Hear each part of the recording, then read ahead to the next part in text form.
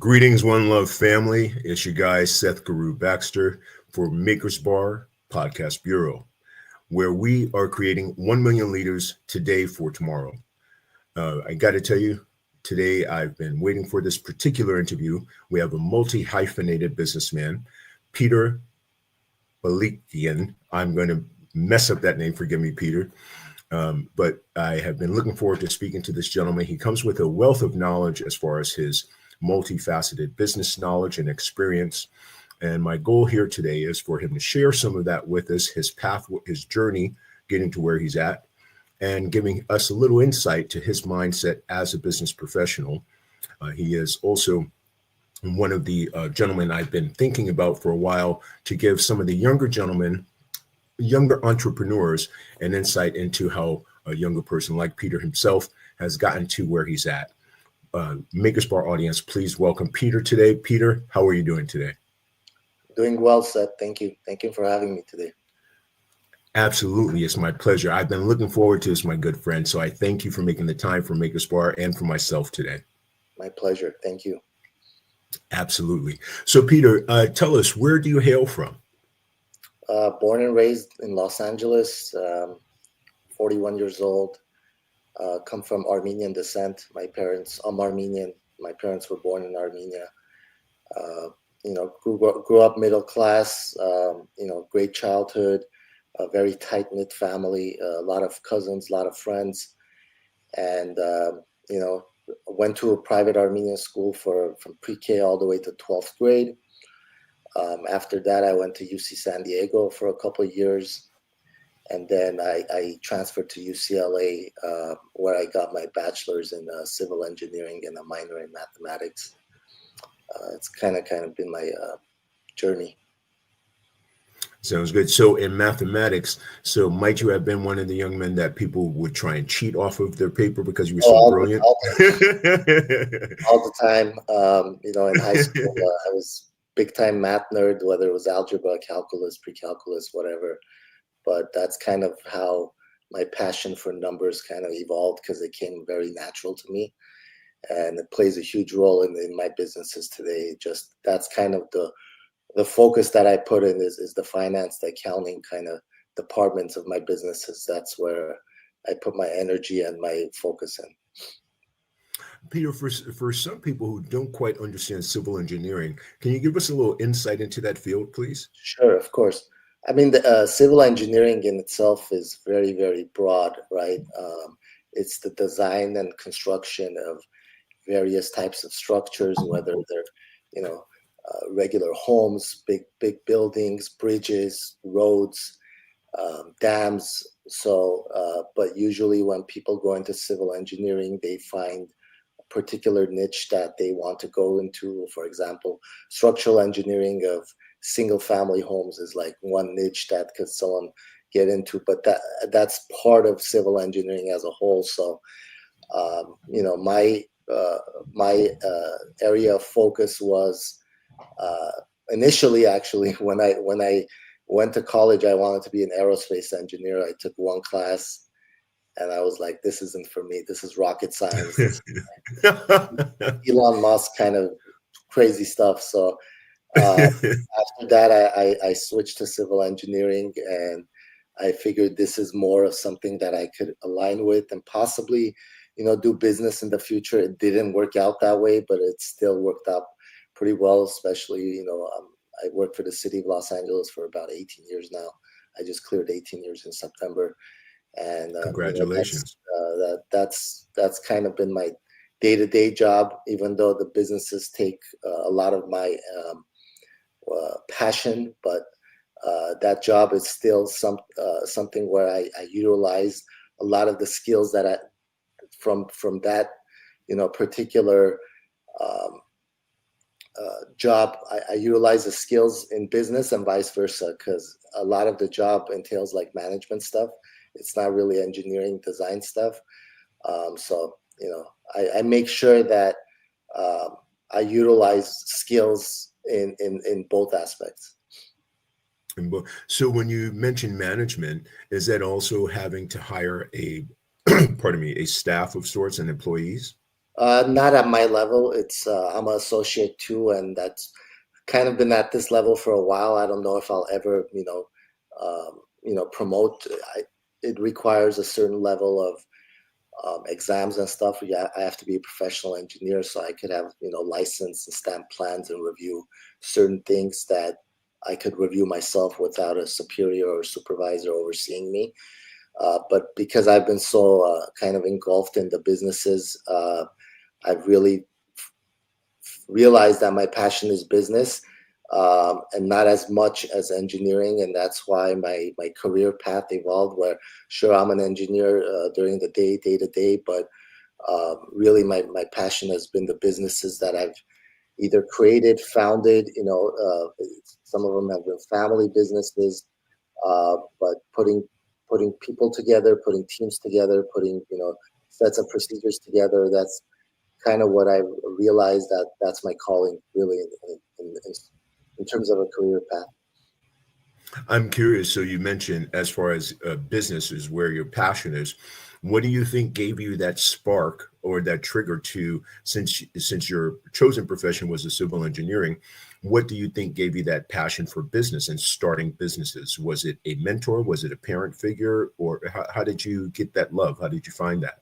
Great question. So honestly, it started, I would say, around 1998, 1999. I was 15, 16 years old. And my father, who's been a businessman all his life, he's retired right now, but he had a jewelry manufacturing company for about 12, 13 years in downtown Los Angeles. And every summer, right, we have summer vacation from school. Willingly, I used to wake up at like 6 in the morning every morning and go with him, even though he didn't really ask me to.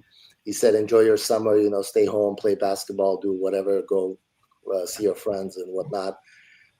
I just, something internally clicked where I'm like, no, I want to go see what my dad does, right? I want to go learn. I want to go see how a jewelry ring or a jewelry bracelet is made. And the whole process, even though it was very primitive back then, technology, that we didn't really have computer systems or things like that. But that was when that initial, click happened within me, that I want to learn and I want to create my own path, and I want to create organizations and businesses and make a difference, in people's lives, and just make a difference in the community.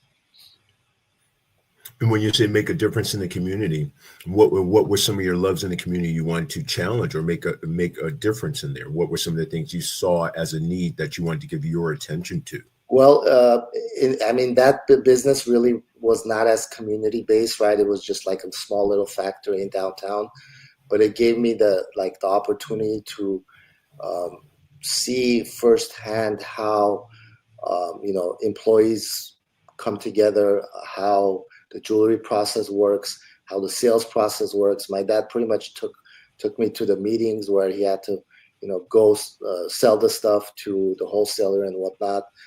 And it was just like great firsthand knowledge, to be honest. And eventually, when I was downstairs looking at the downtown Los Angeles, that particular area is the hub of jewelry. So just seeing how the whole process entails, right, from basic manufacturing to wholesale, then you have retail downstairs, you have people walking in and out.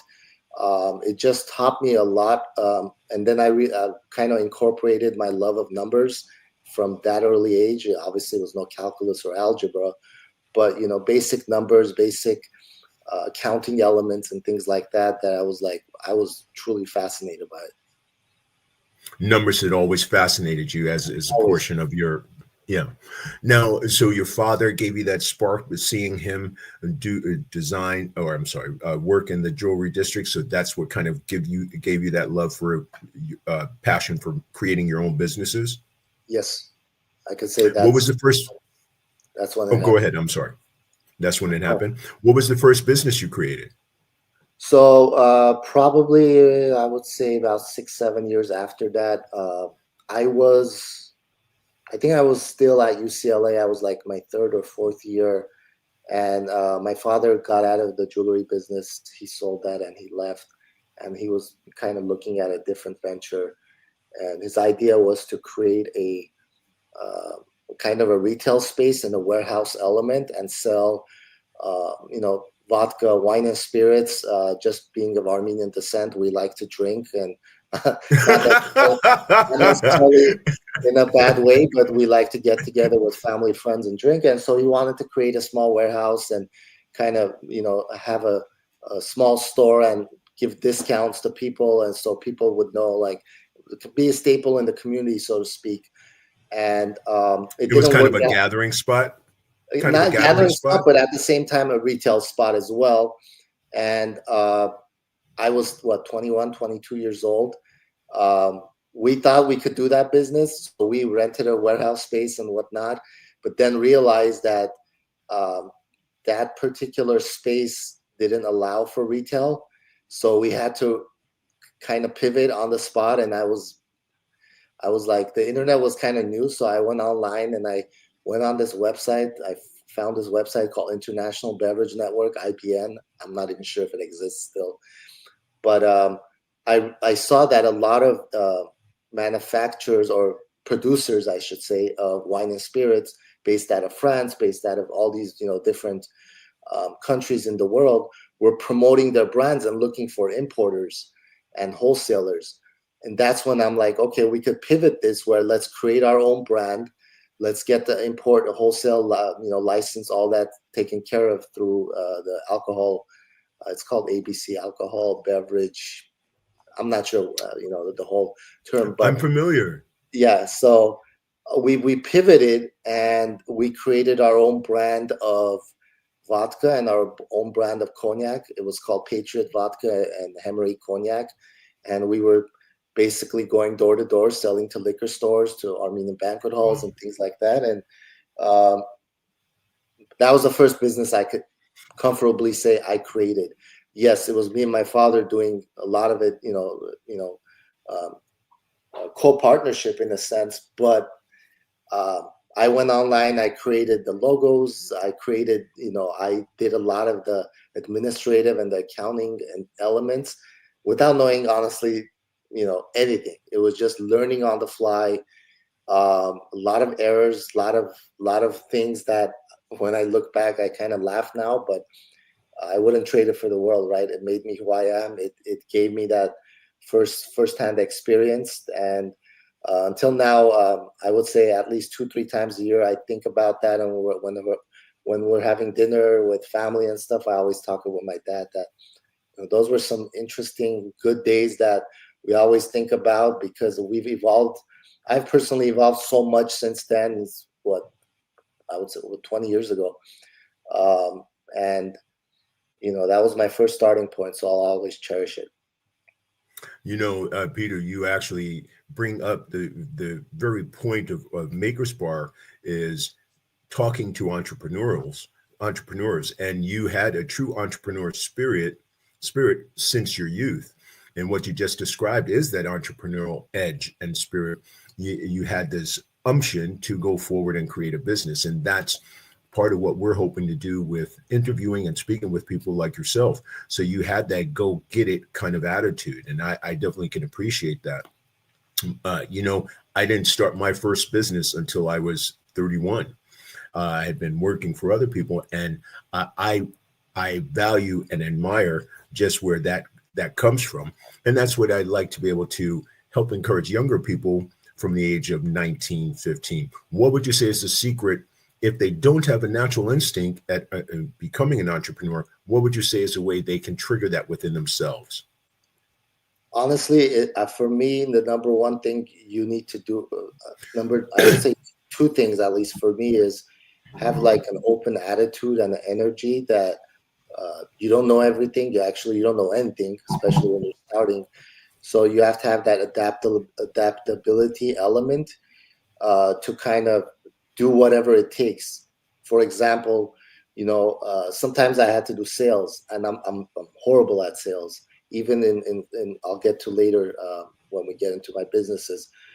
Um, you know, doesn't mean I need to be the best salesperson, but when you're creating a brand, or you're creating a company or a business in the early stages, you got to do what it takes. So it's that flexibility factor for me, that you can't say, oh, I don't like it, so I'm not going to do it. Well, how else are you going to get off the ground, right? No one becomes a millionaire. No one becomes a 5, 6, 7, 8 figure company just like that. So everything has to start from the ground up. So that's kind of what I would make sure that young entrepreneurs know, that you know you have to be open-minded, and you got to be flexible and adaptable. And I'm interested. What's your perception of some of the flexibility of young people in business today? Because I agree, you have to have that adaptability. I love that you chose that word in conjunction with flexibility. You have to be able to bend with what it is to get it done. So, with young people today who have mindsets of business, do you see that changing? That they're becoming more flexible to do their own, or do you see I that's would miss? say, I would say, I have a younger brother who I've done a lot of business with. I will continue to do business with him. He's 12 years younger than me, um, and I'm a mentor to him in a sense. And this is something I've instilled in him. Whatever I just mentioned about flexibility and adaptability. And I've seen it. I've seen it. Obviously, as he gets older, he really understands it more. But overall, I think the industry and the landscape is that we're in a world right now. It's hard not to be adaptable. The internet is right there. We have everything, Right. chat GPT, all this technology. So like you could turn to whatever you want, right? We have AI, we have all this stuff coming through. Back then when I started, internet was fresh, new. Even in the jewelry time, I didn't have any internet. It was basically old school paper, pen, write the numbers on a notepad, and that do your accounting that way. So you do see that some of the younger people today do have that same adaptability because they just have to, as a necessity. Am I correct? Yeah, I believe so. And obviously with the technology, like I mentioned, it's hard not to. Yeah. Oh, yes, yes. It's hard not to. Now, tell us about your businesses. Which one is your first one you'd like to discuss? Sure, I'll kind of go through historically. My first business, we started back in January of 2018. We're based out of the Antelope Valley area in northern Los Angeles County. We're called Quest to Recovery. It is currently a 12-bed detox and residential treatment center. We do have plans to expand this to 20 beds in the next 12 to 18 months by building additional dwelling units on our properties, which our property sizes in terms of land, it's about 1 acre combined. So, and what we offer is basically, for clients, patients, terms are kind of used interchangeably, but when they're struggling with substance use, whether different kinds of drugs, opioids, alcohol, they connect with us online where we do all kinds of advertising on Google and online spaces. And we have a call center that picks up the phone, talks with them, gets like a pre-assessment done. We get their insurance verified to make sure it's active and we could accept it. And once the client agrees, we bring the client. Oftentimes, right now, a lot of them are out of state, so we bring the client if they can't, afford their flights and whatnot. We help them, and then we do a promissory note with them, because our goal is to make sure that they come and they get into our program. It's a 30-day program, right? Typically, detox is, I would say, about 5 to 10 days, depending on their levels. After they detox, they basically go into our groups where they have private counseling, they have group counseling, they go to outings on weekends, and they pretty much start their journey towards sobriety. Now, obviously, not every client goes through it, but our success rate has been rather positive. Right now, we're probably averaging close to 30 days. I would say like 80-90% of our clients come and complete our program. And what we really focus on is like, with our whole team is that this is not a big program. We don't have hundreds of beds here. This is only 12 beds. When you come to our facility, you're going to be a family member. And of course, you're struggling. You're going through withdrawals. You're going through some mental health stuff, whether it's childhood trauma or whatever it could be. But our team is there like 24 hours on the clock, that the client knows that, they're not a number, they're a family member. And that's kind of been our mainstay as a company, to make sure that in the last, I would say, 6 years, we've treated, if I have to ballpark guess, anywhere between 600 to 700 clients have come to our program and completed our program, and are now, back in society doing well. And some of them, unfortunately, do not do well. They end up relapsing, and we try to get them back in. But our goal is to get as many clients treated and back into society and continue their journey of sobriety. So now, you mentioned something. I'm very interested. If you don't mind me backtracking a little, Peter. You mentioned they're not just a number; they're also a member of the family. And I'm finding myself really looking into what some of our goals are as a society. So, if they're members of the family, love is a big part of your business. Love for the patient or client. Love is a big part of their healing. And I'm a big one on that. Love is a healing force. Would you say you put that into your business model, because you've already said they're not just a number, they're a family member. And that's what I'm taking from some of that. Am I correct? Yeah, absolutely. When it comes to any business that I've done in the healthcare, in this case, it's behavioral health, but I've also had other, healthcare businesses in the past. I'm a believer in what I call the 3 C's. That's care, compassion, and compliance. If you don't do if you fail in one, you're going to fail. Like, all 3 have to be there. The care has to be there. You can't do care without compassion, and the compliance has to be there. You got to make sure your company is compliant with, insurance requirements, or, license requirements, all that stuff, because that's kind of the business side of the things. But the care and compassion is where you really set yourself apart, because if you treat it solely as a business, you're going to fail. If you only treat it, we're only going to care and make sure clients are happy, that's kind of the approach that you need to have, but you also have to juggle the business aspect, right? So for me, it's a triangle, and the 3 C's are part of a triangle, and all 3 have to be there for you to be successful. Care, compliance. I'm sorry, care, compassion, and compliance. The 3 C's. I definitely have to use that, because I think, in particular now, since we've just had this election, those 3 C's are instrumental in any business that we do, because you have to have the care for people. So I really appreciate that you brought that to the table. Pardon me. And so those are in any of your businesses, you said you utilize the 3 C's, or just specifically for the recovery one? I would say that is more towards any business that you are providing patient care, right? Whether I've had a hospice agency before. In this case, I have a drug and alcohol rehab center. I've had an ambulance company before. Wow. So all 3 of them, you deal with patients, right? Ambulance company, your patient is in your gurney and your vehicle. The hospice, your patient is at home or a facility, and you send nurses to care for them during their end of life care. And in this current element, our patients are in our facility for 30 days, and we got to make sure that they feel at home and they get treated. And we always follow up with them. We have an alumni coordinator who engages with them every Thursday. So that's the extension of the family. That's kind of what we preach. And that's really comes from our team. I would say I'm a very small part in that. In this business, I'm more of like a behind the scenes, a CFO, kind of doing our books and records. even though I know everything what's going on, but it's really our executive team, my two business partners, Armin and Gaspar.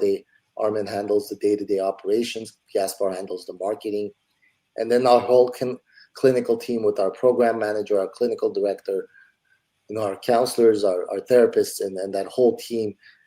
And it's one big happy family. I don't deal with them on a personal level as much, but my two partners do, and I think that's another element why we succeed. Besides giving good care, is because our ownership is so flexible and so connected, where we don't overstep each other's boundaries. I don't overstep what Gaspar is doing or what Armin's doing. Each of us have our departments. But again, it's like a triangle, right? We have to talk daily, weekly. We meet a couple times a week. And at this point, it's not even a partnership. We don't look at, oh, we're business partners, we're friends. These guys are brothers to me. And we pretty much share a lot of, personal things, going to sports games and things like that. But and when we see clients really succeed with us, it makes us like internally feel like super excuse me, super grateful and super happy, because we're making a difference. Sure, obviously we're making money. That's what you go into business for. But if your mindset, if your goal isn't to help people, then the money is really secondary. I'm so glad you said that, because I think, you said you're in a smaller role, but to me, you're in a bigger role. Just the fact that you created this business, having been affected with loved ones in my life that have been truly affected and impacted by heavy duty addiction.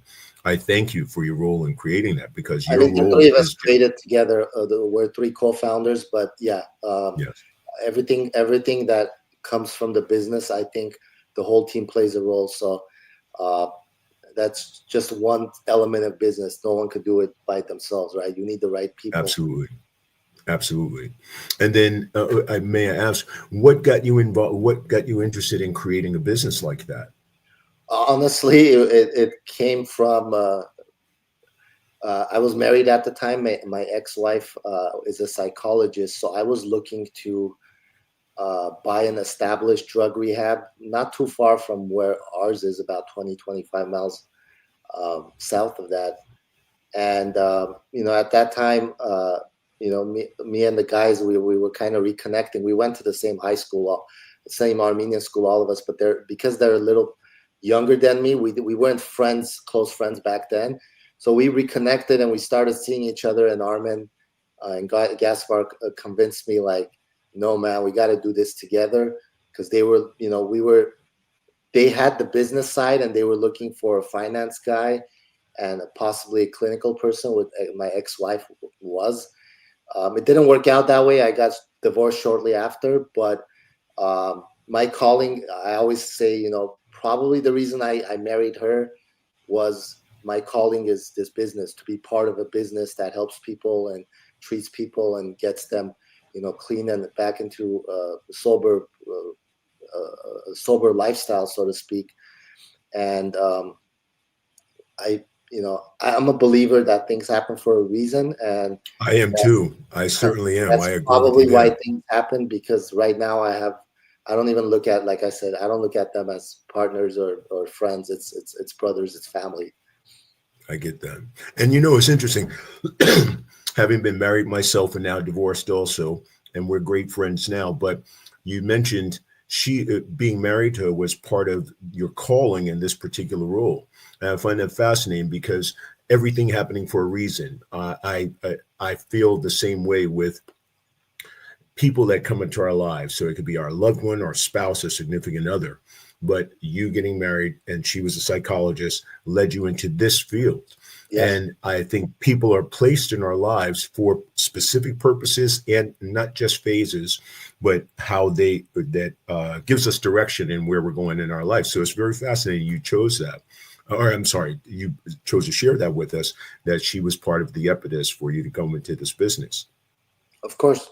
And I mean, that's how it happened. So I've Yes. been asked that question a few times in different kind of settings with different people. people we met in the industry, people we network with, right? They want to know what brought you three gentlemen into this space. And Armin and Gaspar are brothers, and they were looking to get into the space, and our paths just happened to cross at that particular time. And we're very excited because we're going to expand. We're going to help more clients. We're going to be, a bigger staple in the community without really losing our family-oriented approach. We're not going to go big enough where we go to 100 beds, but we're going to expand a little bit just because right now we're at a point where we feel like, we need more beds because we are sometimes at full at capacity, and we want to help more clients get clean.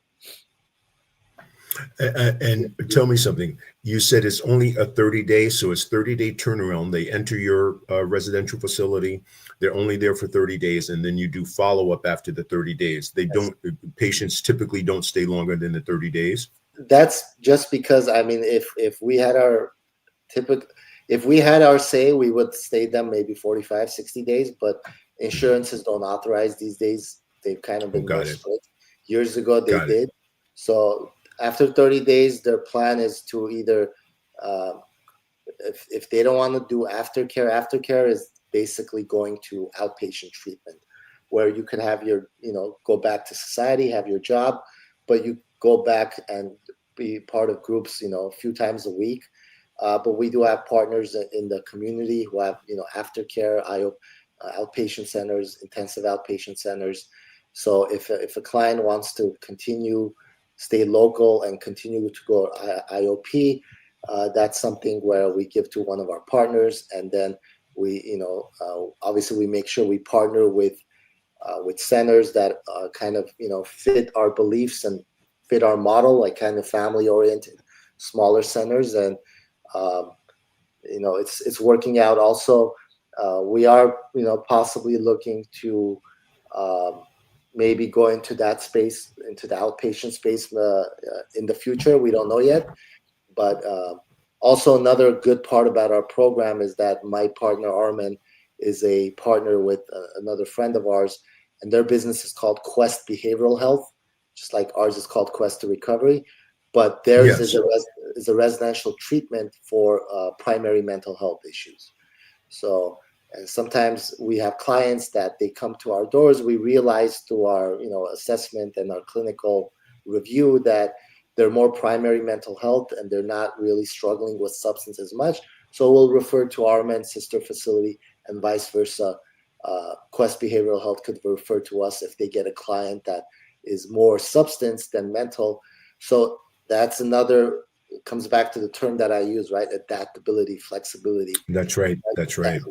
I'm bringing that to example because this is a classic example of that, right?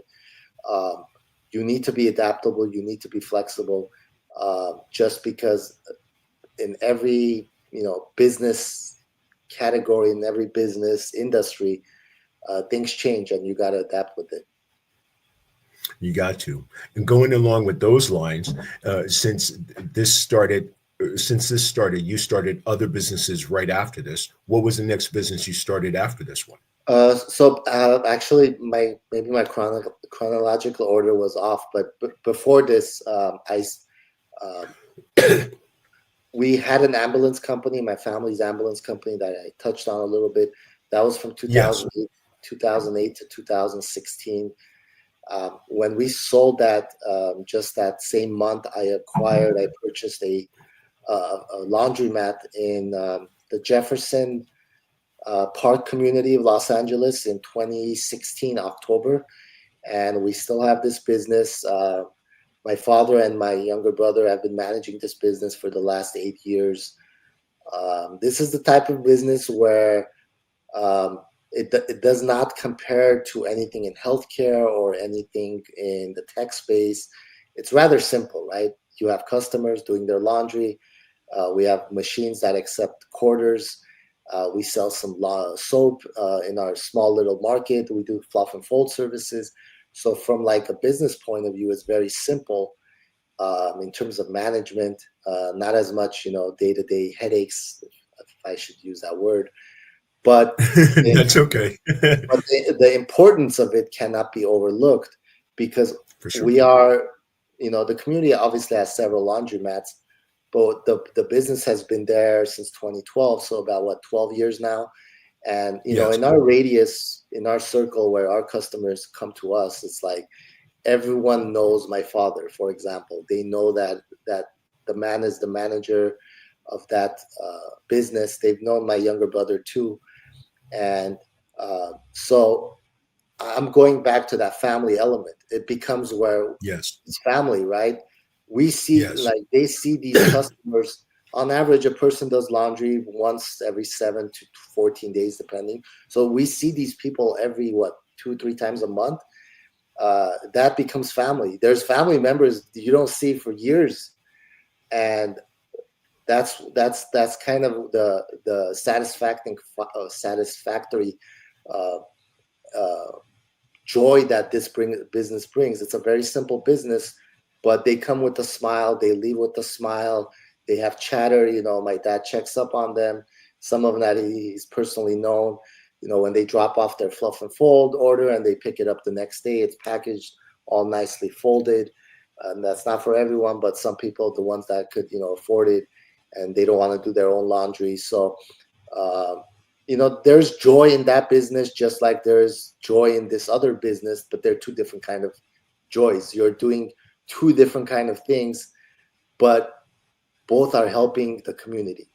So that's what really, really makes me smile, and that's what really makes me feel content that everything that I don't even want to say I'm doing, that we're doing, because everything that I've done with the right people, whether they've been my friends, business partners, family members, whoever, that we're making a difference.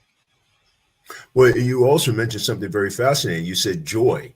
There's a joy that you derive from it, and that the community gets from it as well. And some of the intangible feelings that we have they do contribute to our business success model.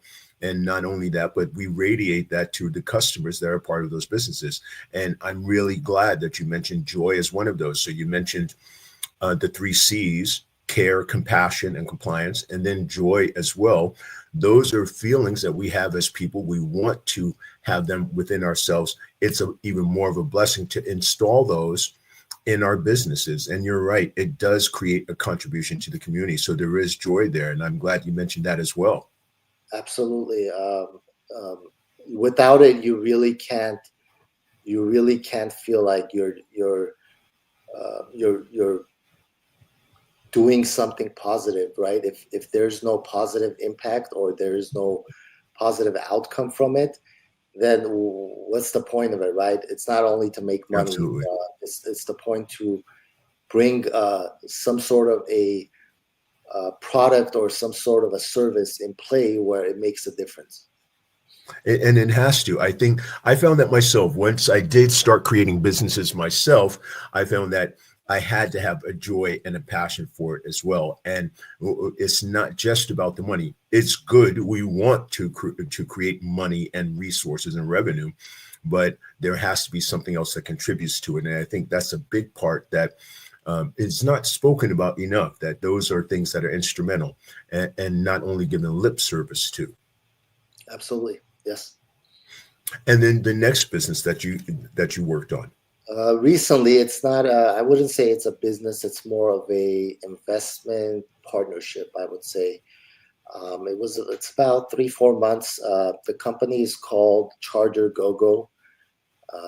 They're headquartered out of Las Vegas. They've been around since 2020 when COVID happened. So what ChargerGoGo does, it solves a huge problem. Right? Phone anxiety is a serious problem. I go to a bar, you go to a restaurant, whoever, and when our phone is dying or is low on charge, we get anxious, we get nervous. We go to a bartender and we say, "Hey, can you charge my phone?" So the company thought of a solution for this. So they partner with venues, whether they're bars, restaurants, museums, entertainment centers, and we put a charging station in these types of venues at no cost. I mean, there's different models, but the most common models at no cost to the venue. The venues don't pay anything. They get a revenue share, and the customer, when they go to that venue and their phone is dying or it's about to die, they go to that particular kiosk, and they scan a QR code, pay a couple bucks, and a mobile battery pops out with wires coming through them, and they could charge Wow. your phone. You could go back to your seat, eat your dinner, have a fun time with your family or friends while your phone is charging, because everyone right now these days, they need their phone, especially business people, right? They're always answering texts or emails or whatnot. So once honestly, I connected on LinkedIn with the owner of CEO of ChargerGoGo.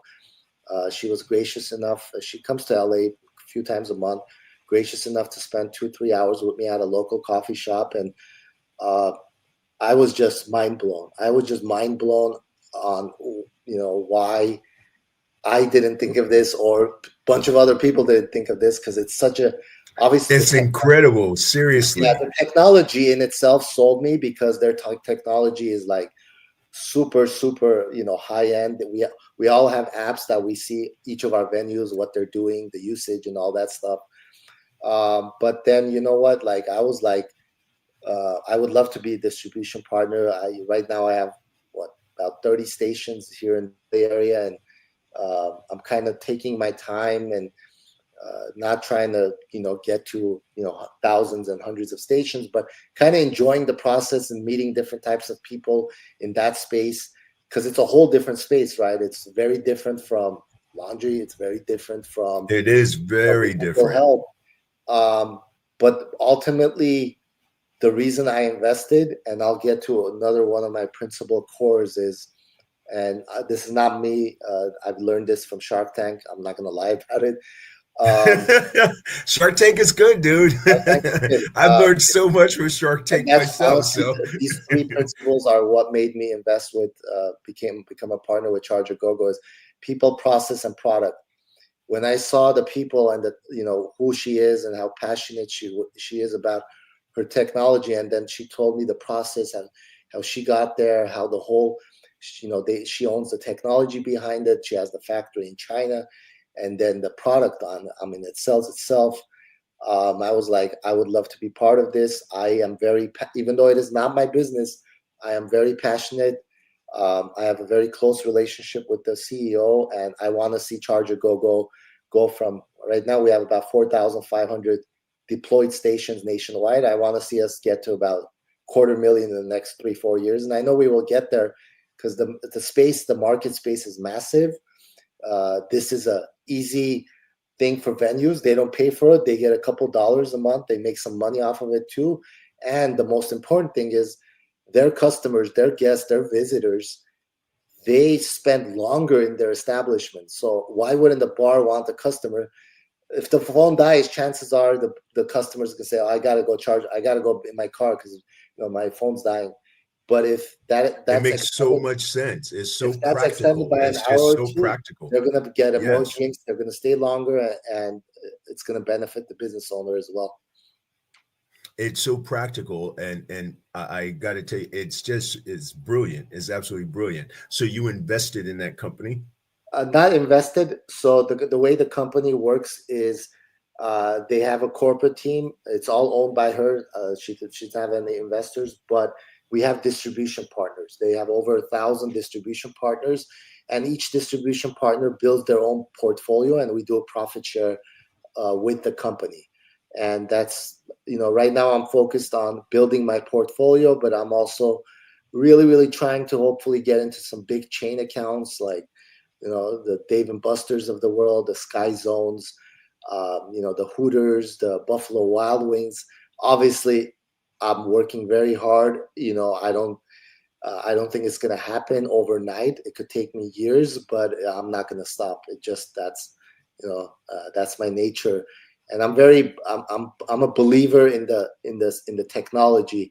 That's why I'm passionate Absolutely. about it, because it solves a problem. It helps the businesses, and it helps the customers. So I don't see anyone really saying, "Oh, this doesn't benefit the business," or "This doesn't benefit the customer." It benefits everyone. Um, It And does. It's brilliant. just like, Uber and Lyft is why do we use them, right? We have our own cars. Why we have our own chargers? Why would we use this? Because it's the convenience factor. Some places That's you're right. going to go to, you're not going to have a charger. ChargerGoGo or ChargerGoGo? ChargerGoGo. ChargerGoGo. I want people to check it out because you mentioned the convenience Yeah. factor, and you're absolutely correct. So, in being an entrepreneur, a big part of that is diversifying what you're invested in and diversify your businesses, diversify where your money is being spent in order for it to come back to you. And then, in keeping with that, have a passion for those businesses. That's what I'm understanding. Even if your passion is for the technology, that's going to help drive it. And then if it's about family, family is a big driving force with that as well. Those are what I'm understanding as contributing factors, correct? Yes, absolutely. That Uh, it keeps people together, right? It keeps people in a network, to know that they could. It's a very simple solve, right? It's a very basic plug and play. It's not rocket science, but the technology to create that is very, very complex. But what they're solving is such a easy and needed problem that's why I see this really being able to scale over the next few years, where 4,500 is a very, very small chunk of the venue space in the United States. There are in Absolutely. other countries as well, but I'll just focus on the United States for the time being. So that's why I see the market really taking off, and I'm honestly enjoying the process of writing emails and connecting with people in that particular space, because just like many years ago, I got into the wine and spirits space without knowing anything. Now I'm into this space. I can't say without knowing. I've evolved so much in the 20 years, but it's a space that I've never been in, like how hospitality network works, how bars are operated, or how restaurant chains, there's management levels and things like that. But that's something I've learned a lot in the last 3 months, Jace, just based on my research. And obviously, we connected on LinkedIn. You see how I'm very super active there. And Oh yeah. Oh yeah.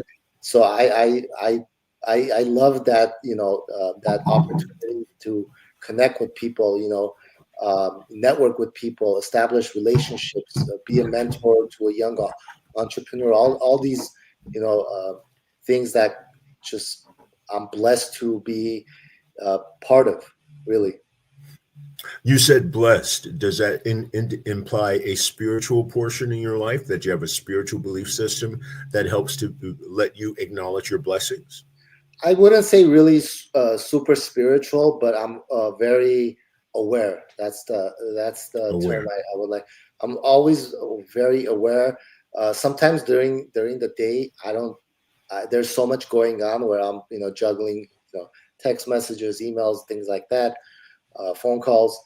But when I go on the couch and I relax and I put on the game and I have kind of a time to myself, I always like that awareness factor kicks in then when I try to shut my mind as much as I can. My personality is I could never shut my mind from business. I relate, brother. I I'm relate, wired that brother, way. because But then I become yes. aware, right? I become aware of like, the types of blessings that I've been, lucky enough to have, great health, family, friends, making a difference in people's lives, putting businesses together, making businesses help people. All this is, I don't take it for granted. Not a For sure. single day. And anyone that I meet that I could provide any sort of guidance, any sort of mentorship, I'm very, very open to that, and I will do it very willingly. I've done it towards my younger brother. I continue to do it, and I'm very proud of the steps that he's taken, and as a person, as a businessman, and even mentor. I even take mentorships from anyone. Like they don't have to be necessarily older than me. You could be younger than me, but so much more wiser and more experienced. And I would just love to pick people's brains and just learn from people, really. And so that's a part of your blessing, is to have these people in your life. And I get that. I typically in my interviews, I do ask about a spiritual component, because I think all of us have some spiritual connectivity, and whatever that might be named by the individual who has that. And so I'm always curious where that fits into our business, and our psyche in that sense. So that's why Sure. I appreciate you elaborating on that. Of Peter, course. what makes you laugh? What makes you laugh? Honestly, just outings with family, friends, sports. I'm a huge sports guy. Even though when my team loses, I don't really laugh, but when we win, yeah, I crack a smile here and there. But sports plays a role in my kind of personal life, where uh, I see so many connectivity like factors with sports. Right. First of all, it's fun. It brings people together. But then that competitive edge to always be above your competitor or the team that you're playing, uh, I kind of relish that, and that's why I'm so connected with sports. I don't necessarily play it as physically, but I watch it. Huge Laker fan. I take I play fantasy football, fantasy basketball. That's that competitive driving factor that you want to win. Who's You your want team? Who's uh, your team in football? in terms of my favorite team. Yeah.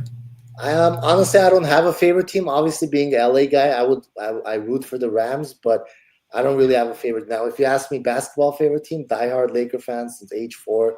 I watched my first finals, 1987. I was 4 years old, with my grandmother in our living room.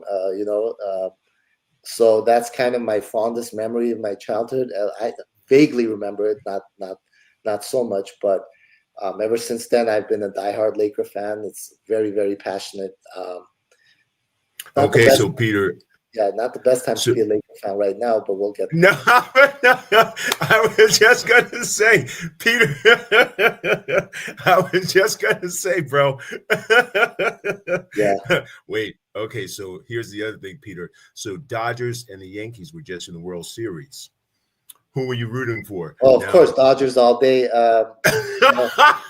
Dodgers all day, and the best part was there was a little bit of a rivalry between me and my business partner Gaspar. He's a Yankees fan, oh so there was yes, trash Yankees fan talking. here too. Yeah, Yankees so fan here too, dude. there you go. There was some trash talking, some good humor involved, but hey, ultimately, like I mentioned, right? That's the beauty of sports. It brings people together. Absolutely.